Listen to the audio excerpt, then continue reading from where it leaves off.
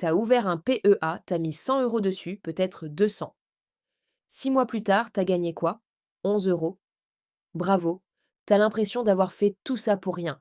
Tu regardes ton appli, tu vois ce petit plus 2,3% et tu te dis, c'est ça le truc magique? Les vidéos finances te promettent la liberté financière. Et toi, t'as gagné le prix d'un kebab.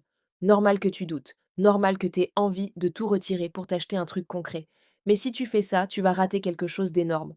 Le seul mécanisme légal qui peut transformer un salaire normal en patrimoine à 6 chiffres. Le PEA, plan d'épargne en action.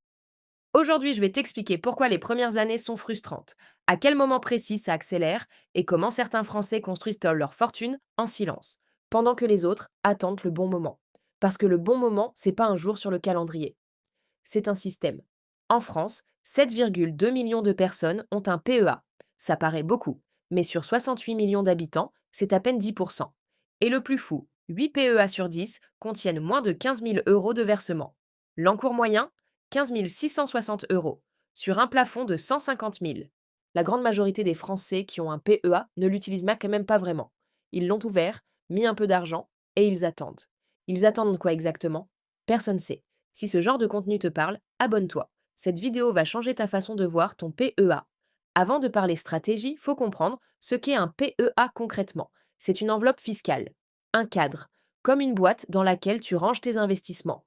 Tu ouvres un PEA dans une banque ou chez un courtier en ligne et à l'intérieur, tu achètes des actions ou des ETF. La boîte, c'est le PEA. Ce que tu mets dedans, c'est ton choix. Le plafond de versement, 150 000 euros. Tu peux verser jusqu'à 150 000 de ta poche, mais tes gains, eux, sont illimités. Si tes 150 000 deviennent 400 000, tant mieux. Le plafond concerne ce que tu verses, pas ce que ça rapporte. Beaucoup confondent ça. Et là, le vrai cadeau fiscal. Après 5 ans de détention, tes gains sont exonérés d'impôt sur le revenu. Tu paies uniquement les prélèvements sociaux. 18,6% depuis janvier 2026. Sans le PEA, tu paierais la flat tax complète à 31,4%.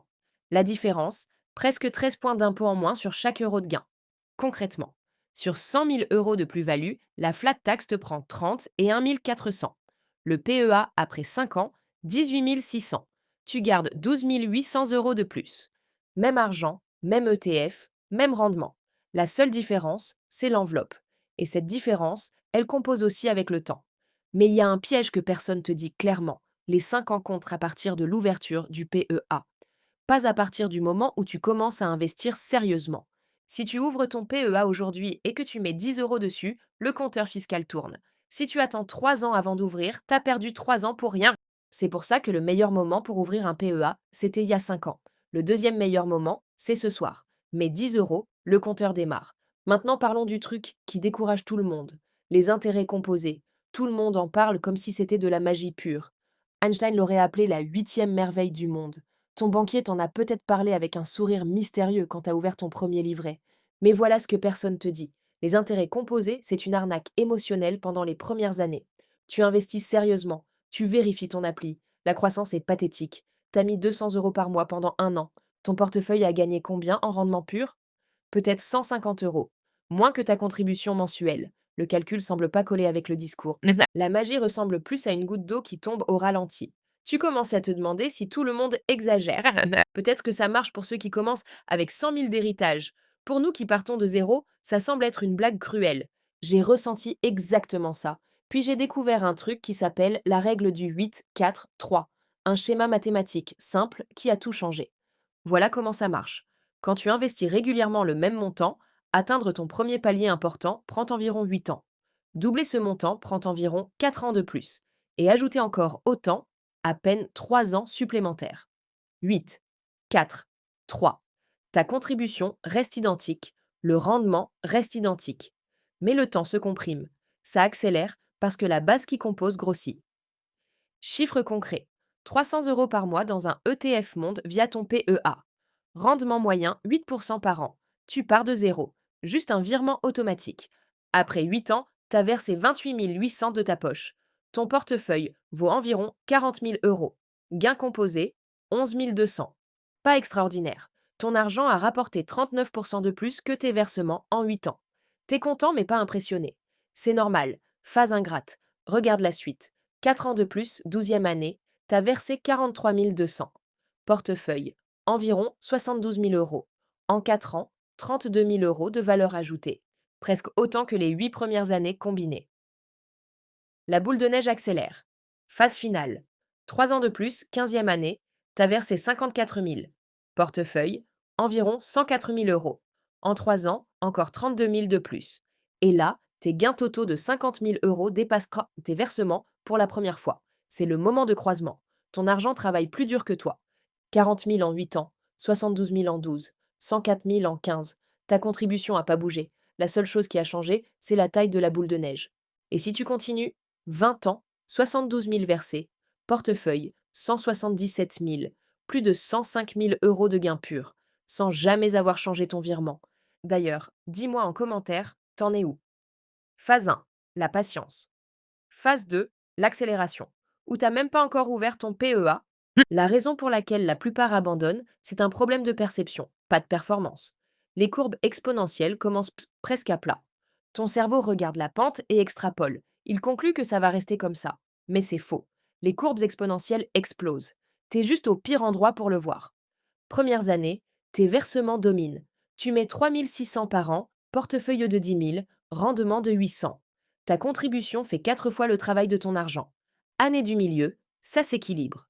Portefeuille à 50 000, rendement 4 000 par an. Ta contribution et tes gains tirent à parts égales. La boule de neige roule. Année tardive, les rendements écrasent tout. Portefeuille à 150 000, rendement 12 000. Ta contribution de 3 600 est devenue insignifiante. Ça ressemble à de la triche. Et c'est exactement là que le PEA devient une arme. C'est 12 000 de gains annuels, 18,6% de PS au lieu de 30 et 1,4% de flat tax. La différence s'accumule et compose aussi un visage sur ces chiffres. Marc, 28 ans, développeur à Nantes, 2600 net. PEA chez un courtier en ligne, 0 frais sur les ETF. Virement automatique de 300 euros le 5 de chaque mois. Un seul produit. ETF MSCI World éligible PEA. Un achat par mois, même jour, sans réfléchir. Il ne regarde pas les marchés. Il achète et il oublie. À 40 ans, 72 000 pour 43 200 versés. À 43, 104 000 pour 54 000. À 48, 177 000 pour 72 000. Plus de 105 000 euros de gains. Exonéré d'impôt sur le revenu. Marc a fait quoi de spécial? Rien. Virement auto. Un ETF. De la patience. Zéro trading. Juste le système. Oui, mais si le marché crache?